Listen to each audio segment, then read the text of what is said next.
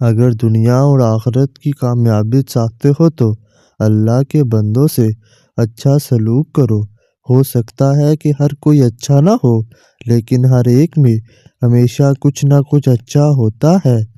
عقل مند وہ ہے جو خوبصورتی کو نہیں، سیرت کو بھی سنوارنے کی کوشش کرے۔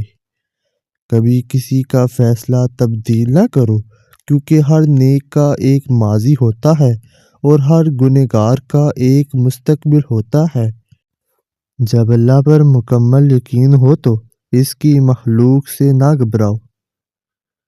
ہر اس محفل میں گھسنے کی کوشش نہ کرو جہاں تمہارا کوئی جوڑ نہ ہو۔ دشمن کا انتخاب اس کی ذہانت دیکھ کر کرو اور دوست کا انتخاب کردار دیکھ کر کرو۔ جو جھک جانا سیکھ جاتا ہے وہ ساری دنیا کو جھکا لینا سیکھ جاتا ہے۔ بات چیت کرنے سے انسان کی عقل مندی میں اضافہ ہوتا ہے۔ تنہائی وہ درسگاہ ہے جس سے عظیم لوگ جنم لیتے ہیں۔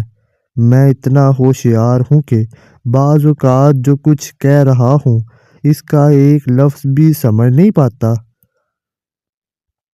جب گھریلو فیصلے کے لیے باہر کے بندوں کی ضرورت پڑے تو سمجھ لیں کہ اس کا خاندان تباہ ہو چکا ہے۔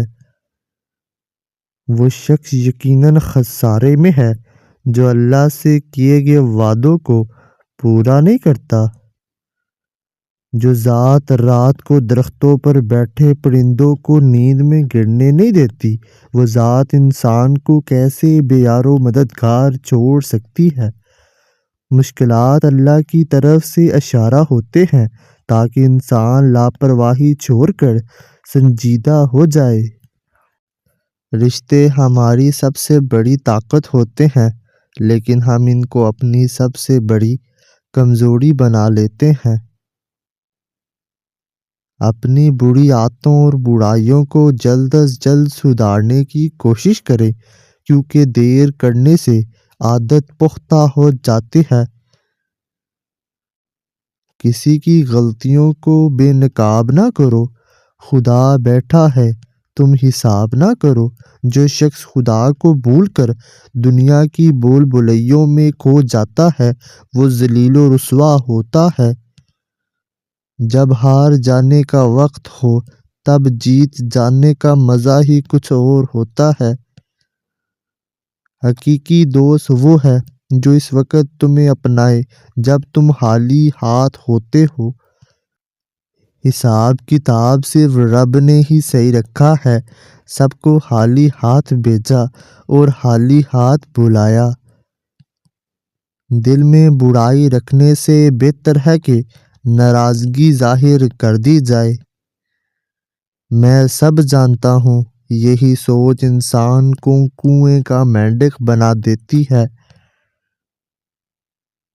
یہ دو باتیں اپنے اندر پیدا کر لو، ایک چپ رہنا، دوسرا معاف کرنا، کیونکہ چپ رہنے سے بہتر کوئی جواب نہیں اور معاف کر دینے سے بہتر کوئی انتقام نہیں۔ زندگی میں کبھی بھی اپنے ہنر پر غرور مت کرنا، کیونکہ پتھر جب بھی پانی میں گرتا ہے تو اپنے وزن سے ہی ڈوب جاتا ہے۔ زندگی میں 3 لوگوں کو کبھی مت بھولنا: مصیبت میں ساتھ دینے والوں کو، مصیبت میں چھوڑنے والوں کو اور مصیبت میں ڈالنے والوں کو۔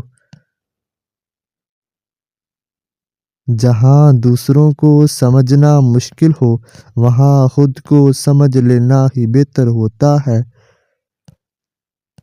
خوش رہنے کا صرف ایک ہی راز ہے کہ امید صرف اللہ سے اور اپنے آپ سے رکھو، کسی اور سے نہیں۔ خواہشیں اپنی مرضی سے خود پر لادا گیا بوجھ ہے۔ اگر اڑان بھرنی ہے تو اپنی خواہشیں کم کر دو۔ اپنے دشمن کو 1000 موقع دو کہ وہ آپ کا دوست بن جائے، پر اپنے دوست کو ایک بھی موقع نہ دو کہ وہ آپ کا دشمن بن جائے۔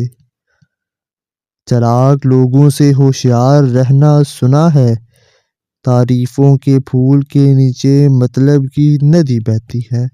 شرمندگی اٹھانے سے بہتر ہے کہ تکلیف اٹھا لی جائے۔ جب دولت قریب آتی ہے تو خواب میں یہ 5 چیزیں ظاہر ہونا شروع ہو جاتی ہیں۔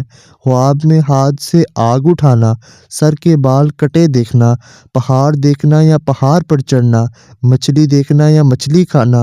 خواب میں تخت دیکھنا دولت قریب آنے کی یقینی نشانیاں ہیں۔